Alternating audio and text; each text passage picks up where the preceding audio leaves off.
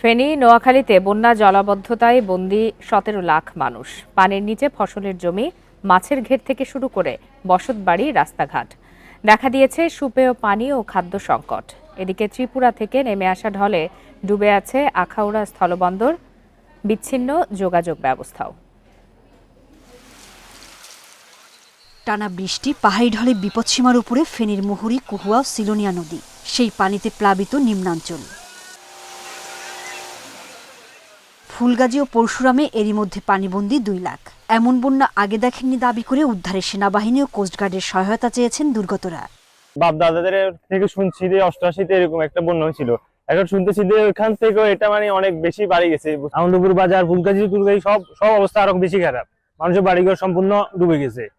এদিকে টানা ৭ দিনের ভারী বর্ষণে পানিবন্দী নোয়াখালীর ৯ উপজেলার ১৫ লাখ বাসিন্দা। তলিয়ে আছে শহরের বেশিরভাগ বাড়ি, অফিস, আদালত থেকে শুরু করে পথঘাট। আশ্রয়কেন্দ্র খোলার উদ্যোগও নিয়েছে প্রশাসন। চুলায় রান্না করার মতো পরিবেশ নাই, যার কারণে আমরা বাধ্য হয়ে ঘর ছেড়ে এখন অন্যত্র আশ্রয় নিয়েছি। আর পাশের যে খালগুলো আছে ওগুলো সম্পূর্ণ অবৈধভাবে দখল করা এবং বাঁধগুলোর কারণে পানি নামতে পারতেছে না।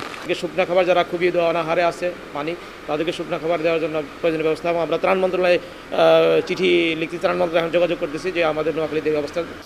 আকস্মিক বন্যায় বিপদসীমার উপরে বইছে কুমিল্লায় গোমতী নদী। পানিবন্দী বাঁধের ভিতরের অন্তত ১৫০০ পরিবার।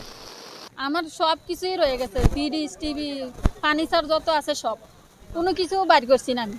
এছাড়া বৃষ্টি আর জলাবদ্ধতার দুর্ভোগে পড়েছে চট্টগ্রাম, লক্ষ্মীপুর, পটুয়াখালী। সিলেটেও বাড়ছে নদীর পানি। ত্রিপুরা থেকে নেমে আসা ঢলে ডুবেছে আখাউড়া স্থলবন্দর।